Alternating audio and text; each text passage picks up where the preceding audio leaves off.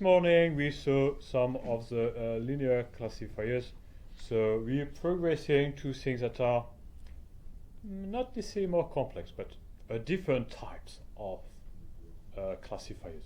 Actually, today is how we see two different types of classifiers. So rule-based classifiers, and you've been briefly introduced to that already, and k-nearest neighbors classifiers. So what we're going to do later on in this module is to actually use classifiers that are very well known and already implemented. There are various packages in Python that people will use. So you may have heard of scikit-learn, that's one of them. You may have heard of keras, TensorFlows, and so on. So we're going to focus first on this one, but you need to know a bit of the theory. So we have 3 datasets here, and we try to compare how good they are on different types of data. And the color, how dark is the color, is you can see this is kind of a probability. Like when it's a light color, we're like, not too sure. When it's dark, it's well, really we know for sure. So depending on the data set, it might be more difficult for one classifier than another. And yeah, these are. So this is quite a nice one to try, this data set, because it's like you got a point cloud that is centered and another one on the outskirt. Here you can see this is not linear. You have this like N shape and V shape here. So if we go to that website, can I go to that website? Sure. Okay. So we're going to see a couple of rule-based classifiers, the 0n, 1r, 0r, 1r classifiers, nearest neighbors. So a rule-based classifier is, well, basically you need to write your rules as Boolean operation. So if the the feature 103 is less than 4 and the feature 38 is greater than 7, or if the feature 23 is less than 16 and the feature 44 is greater than -5, then the class label is 7. You basically write this type of operation. A rule might be like anything logical, like and or not. It could even be a function of your feature. It could be exponential of the feature 103. It could be anything. There could be more than one rule per class as well. I mean, we could, no, because that's or here. But in some cases, we could have more than one rule. So another rule-based classifier is the largest prior classifier, also the majority classifier and the 0R classifier. So this one, it always assigns the label of the majority class in the training data. So if you have your so that's the classes, and this is my training data set. We need to know how many objects of the class 1, I should have used, well, let's say there are 2 then. So how many of the class 1 and how many of the class 2? For class 1 we got 1, 2, 3, 4. Class 2 we got 1, 2, 3. A very clever classifier is always going to return what the majority voted for, regardless of the data. So the largest prior classifier returns the class with the largest prior probability of occurrence. So the probability of occurrence will be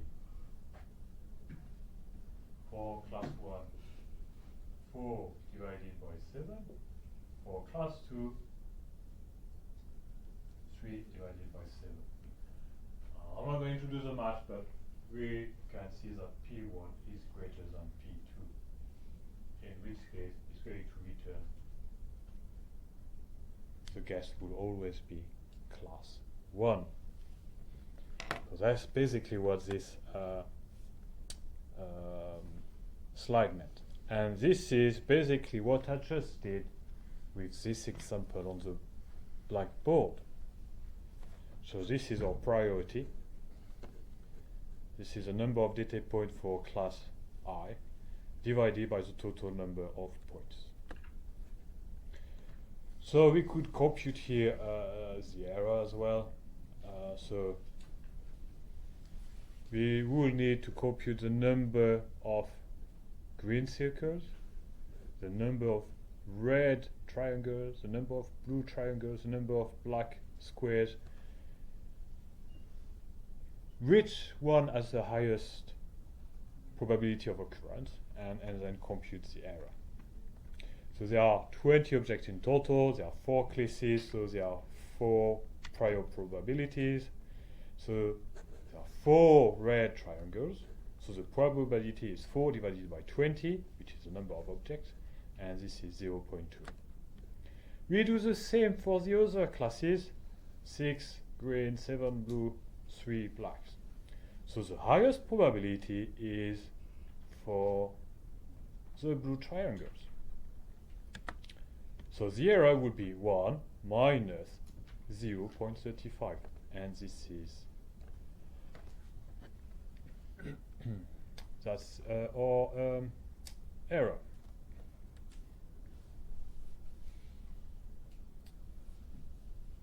So yeah, that makes like 65 out of 100 times there'll be an error of classification in that case. That's how we could interpret this number.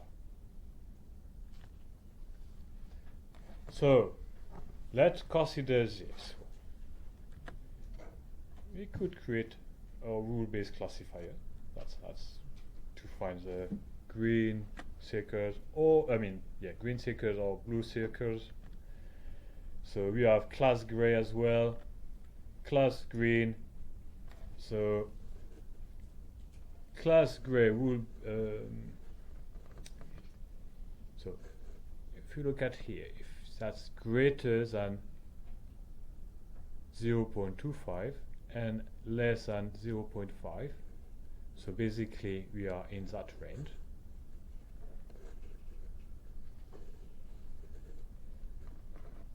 If this is above that than 0.2 for the second class, the second attribute, x2, then this is class green. We could do the same for class blue. So if this is between 0.55, well actually if it's above 0.55 for x1 and less than 0.35 for x2, then this is class blue. And if it's not class green, and if this is not class blue, then this is class gray. So we got here a rule-based classifier, and here it's if and, so the Boolean operators here are and.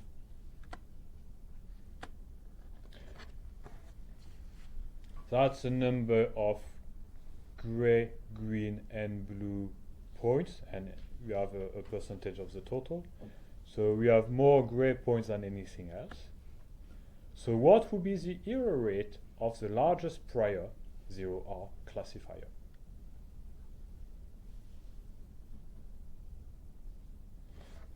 If you've forgotten already, because that's the 4th hour you got with me, let's go back a little bit.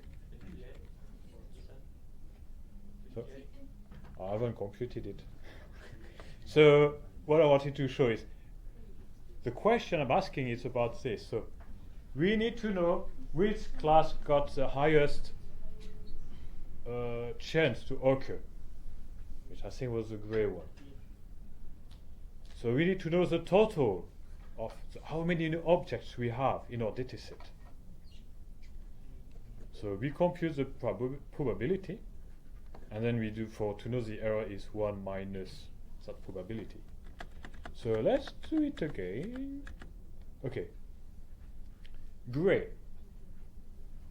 So that's 831 divided by the total. So 831 plus 480 plus 689.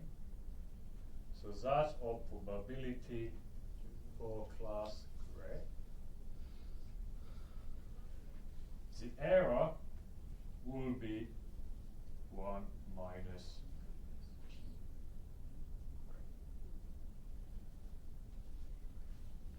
and we could express that as a percentage. If you multiply by 100, that's our in percent.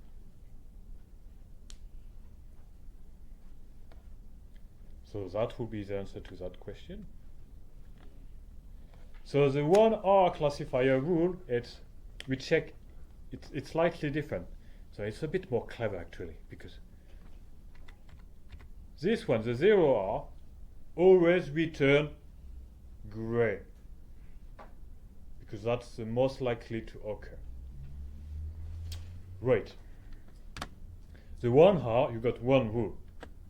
So we're going to check each feature separately and try to find which one separate the classes the most. And we're going to keep that one rule. So we're going to look at along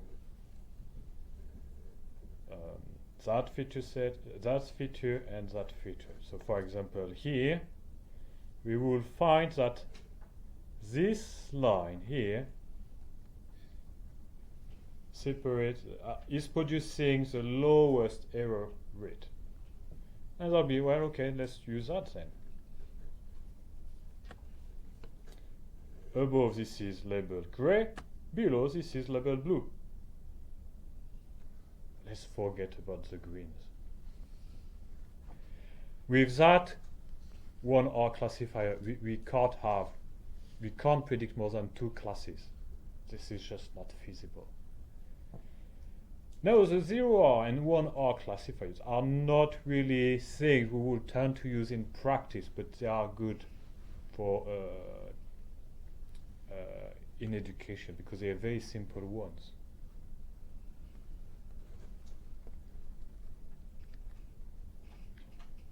Here, if you can see, like, there are 650 gray, 444 green, so there are more gray than green, and 67 blue, so not that many.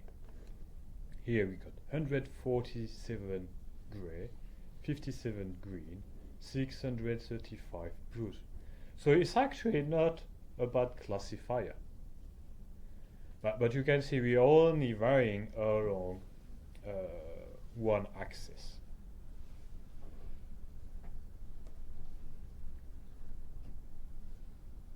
Is there another classifier we could have used on this dataset that would be slightly better?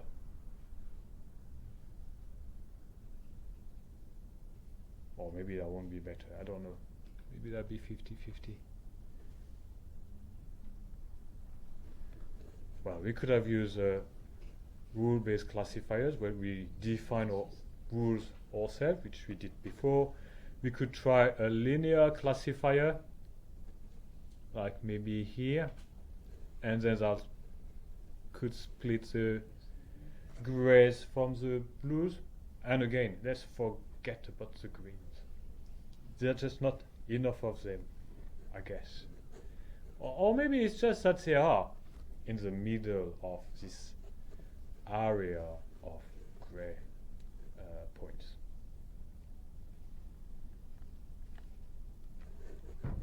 So we just have to vary across the whole span of the feature, and we do it for both features. So now let's say I want you to write a rule-based classifier for these regions. What would you do? So let's do it for A. It's quite straightforward.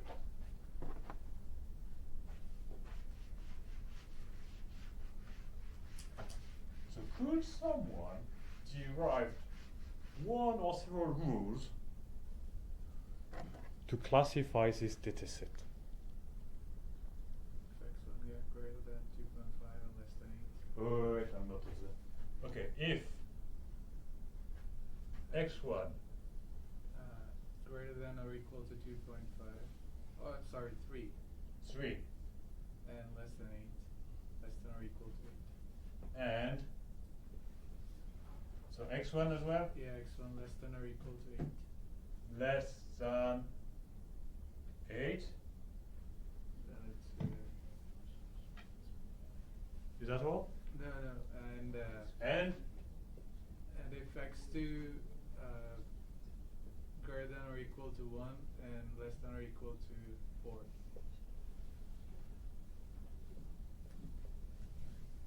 yeah, excellent. So that'll be our first classifier.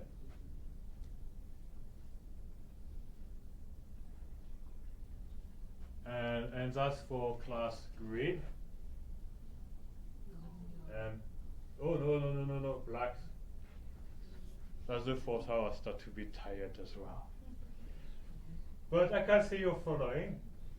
And class green will be like else.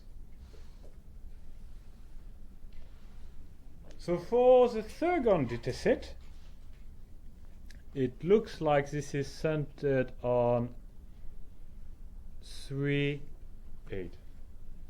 So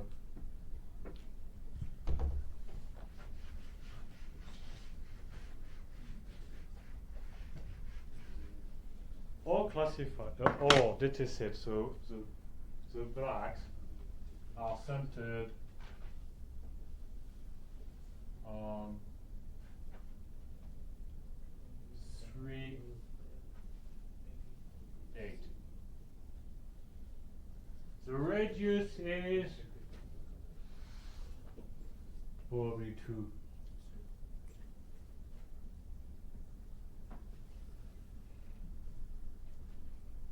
So what should be our rule in that case?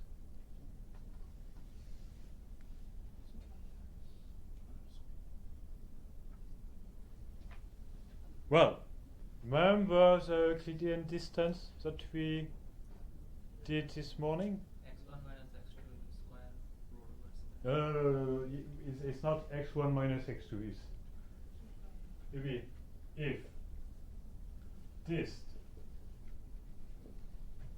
of the point, whatever,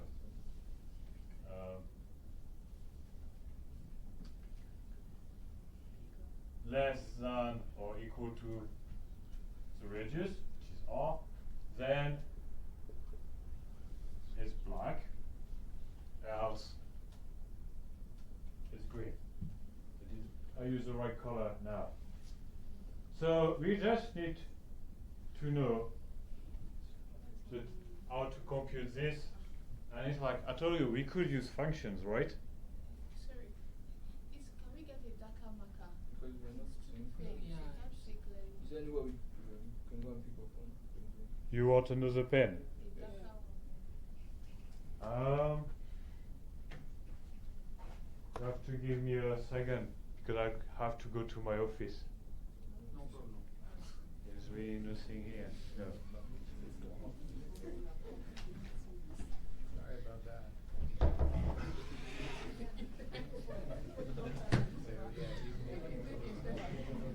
I was trying to see what it was doing, but then since I was operating something, I can't see it.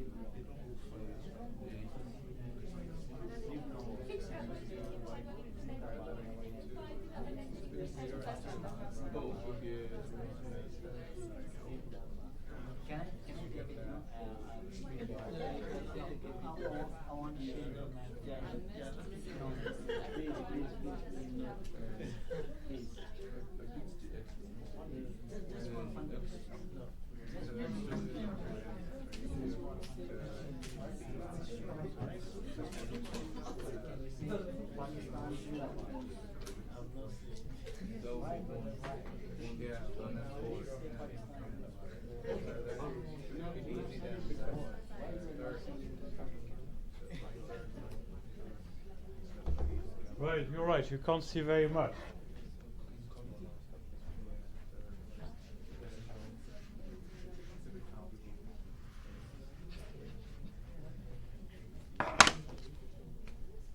So the center is 3, 8. The radius is 2. Our rule will be if the distance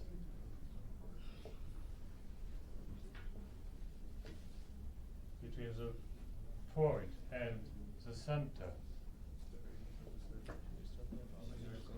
is less than or equal to 2, then it's black, else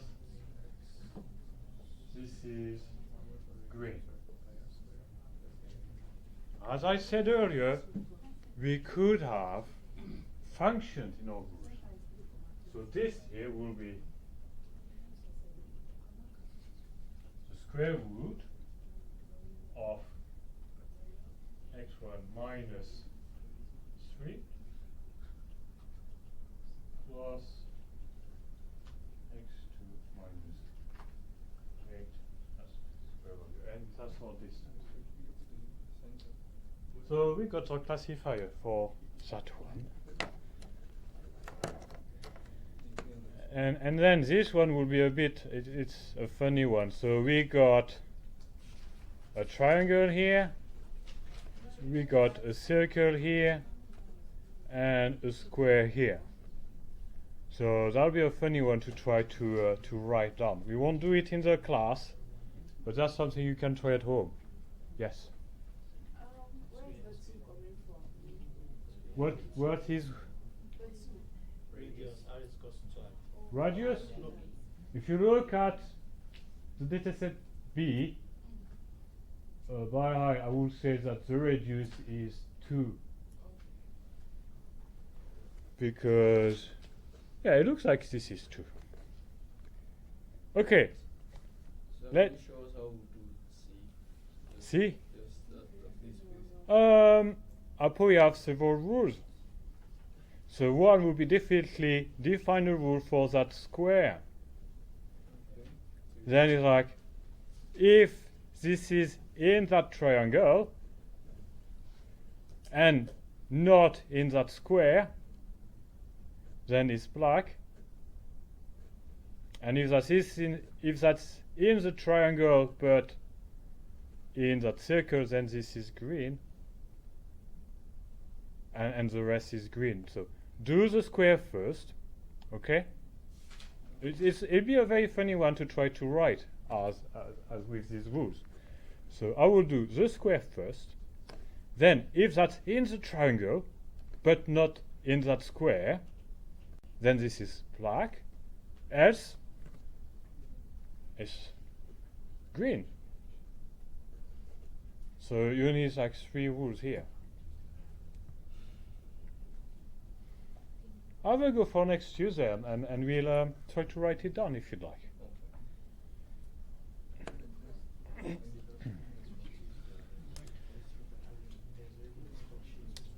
Okay, so these are all the exercises that you could do. I'm going to skip them, but have a look in your own time. So now we're going to look at another type of classifiers, and these ones are very, very popular. They are relatively easy to implement. And yeah, they are widely used. So that's a k-nearest neighbor classifier, known as KNN. So here the label of the object has the majority of its k-nearest neighbors. K is a parameter of our classifier. So this is something we have to tune, like how many neighbors do we want to consider? 1, 2, 3, 4, 5, whatever. So this is a parameter. Ties are broken randomly, so we call our ties break convention. Those choose the class with the smallest index among the tied class. Okay, so it's just a convention. So let's consider here k is equal to 3. We want to classify this triangle. Is it gray, green, or blue? So we look at the 3 nearest neighbors, because k is equal to 3, so 3 nearest neighbors. 1, 2, 3. How many blues, how many greens, how many gray? There are 2 blues, 0 gray, 1 blue. The class of that point is therefore green. That's the label we assign. So for k nearest neighbors, is it compulsory we must use 3 rules? Sorry? Is it compulsory we must check 3 points? No. Look at this example. We got that's a 5 and n. So k is equal to 5 in that case. So how do we How do you determine the have point? the neighbors? How do you Check. Sorry? How do we determine that triangle point? That's just you have trained your classifier. So you have your classifier. It's something you already got. Actually, for this one, we don't actually need to train. So you have a classifier, and you want to assign a label to a new object. Is it a cat, or a dog, or a horse? So maybe this one, the gray ones are horses, the green ones are dogs, the blue ones are cats. And we got 2 features. So you got that new point with this feature, these features. Is it a cat, a horse, or a dog? This is just an example. So in that case, yes? Okay, I wanted to ask, if we have a more complex data point, is there a certain value of nearest neighbors we should use, or we can? No, I mean if you increase k, it's going to be slower to compute all the distances. Okay. But it's and also if you increase the number of dimension, like if you have more features, Okay. then it all gets more complex. So k is a parameter. You could compute a rock curve, I guess, and decide which one is the closest to that ideal point. Well, yeah, that's the point. So here, k is equal to 5, and we need to decide, is it blue, green, or gray? There are 2 grays in that neighborhood, 2 blues and 1 blue. So it's either gray or green. So you choose 5 randomly. Yeah, here is just an example. I want to show you that this algorithm with various numbers of sample in the test would provide a different answer. So k is very important because that rule that could change the label that is assigned. So when it's 3, it's labeled as green. When this is 5, this is either gray or green. And when this is 7, so we look at the 7 points that are the closest to the triangle. Now we got 1, 2, 3, 3 grays, 2 greens, and 2 blues. So that's labeled as gray. There are only 2 blues. Sorry? K must be odd always. No, not necessarily. I mean, it could be even. I mean, but the thing is, Use 3, 5, 7, not 3, 6, 8. no, I mean, it's if you had, it's not necessarily the case. These are just examples. He's saying you can use more, like if you look at the test description, it's in majority of k nearest neighbors. But the more neighbors you use, the more slow it becomes. Well, yeah, because what you need to do in this with this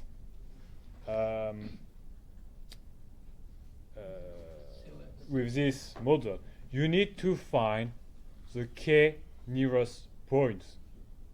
So you have to go through all your dataset.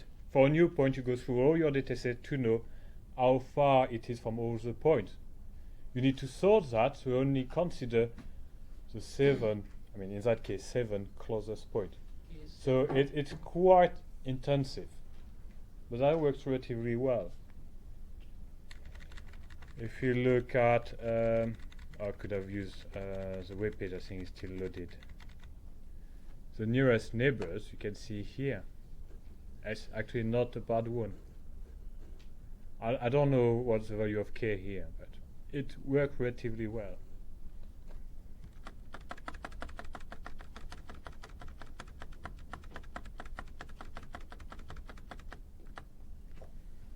So here, k is equal to 1, to 3. So how do we train? I already said it, we don't train. So I already told you, we don't train a k nearest neighbor classifier. We just store the data and the label, and then we call the reference set to compute the distances. So for each object in the testing set, we calculate the distance to all the objects in the reference set. That's 2 nested for loops, basically, already. Then you identify the minimal distance and the nearest neighbor object. You record the label of the nearest neighbor object and assign it to the testing data point.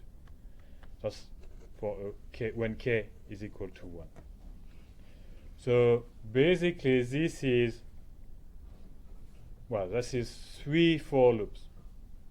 You need to go through all the objects of the testing set, calculate all the distance with the object in the reference set, that's another for loop, and then another loop to identify the minimal distance and the nearest neighbor object. So what's good about this classifier? This is quite accurate, and we've seen that in the example from scikit-learn. It's pretty intuitive. It's actually very easy to implement. So what is not so good about it? Excuse me. Is it possible we use like actual data sets to do these exercises? You know, like an actual Excel data set to compute all these things. I think that way it will be easier for us to, you know, picture. I could, well, they are pretty easy to, this one is pretty easy to implement. I can't possibly do that in all the lectures because then we need a lot of time. Like, we will need like 8 hours together. So we can't do that, but these are pretty trivial to do, and whether it's on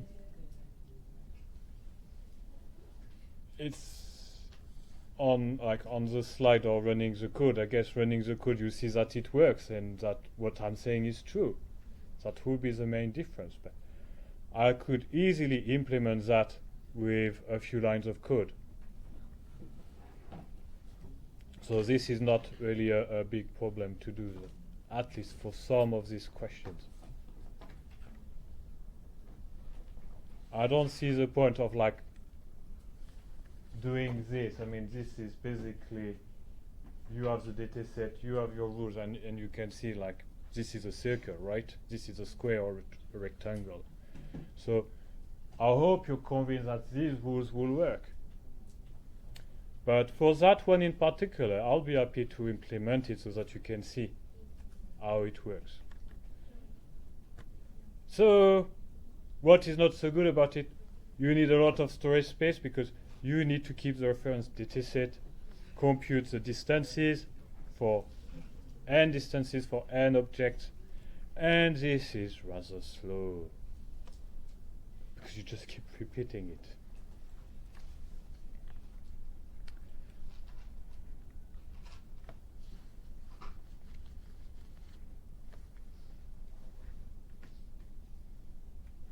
So, okay, so we're not going to do that one.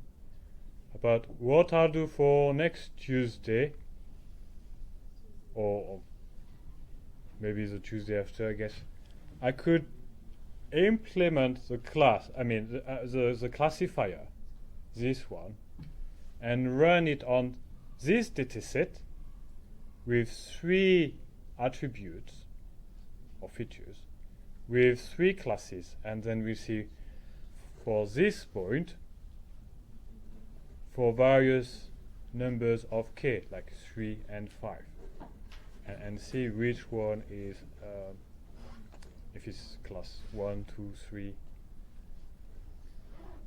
So that would be a good one for testing. We can do it by hand, and then we can see some code to do it automatically. Because really, this is a real example. You got your features, you got your labels, you got the algorithm, you got the value of k, and we got the point that we want to classify. So what we need to do, we need to compute the distance of x with all the objects. So we create an array to store that. Then we need to find the 3 closest points, check their labels, and assign the corresponding label. So we won't do that here, but this is something we can do next time.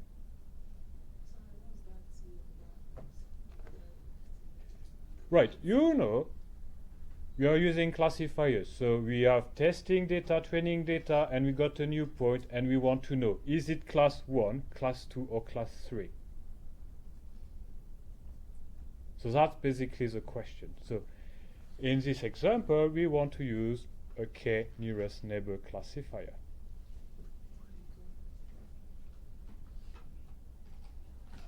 Does it make sense or not at all? I don't know what the T means.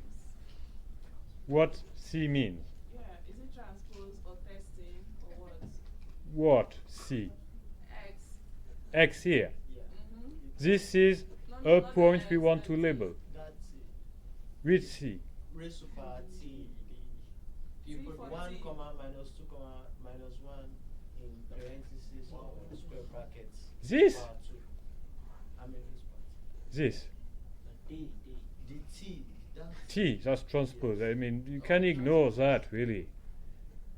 You can ignore that. So our point is 1, minus 2, minus 1. So x1, the attribute x1 for this point is 1. The attribute x2 for this point is minus 2. The attribute x3 for that point is minus 1. So this is the point we need to label.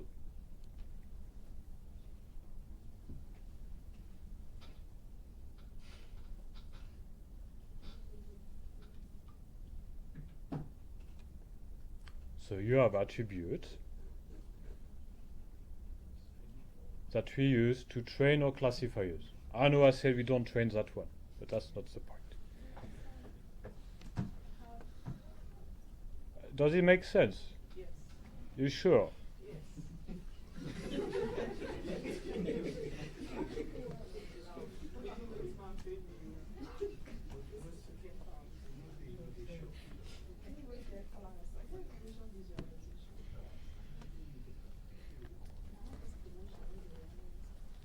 So, I mean, here we compute the distance with that point. And we do it for all the points, and then we see which one is the closest.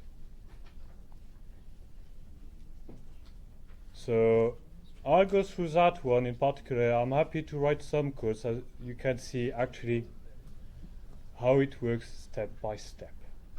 We do it by hand, and we also do it with the code I'll write.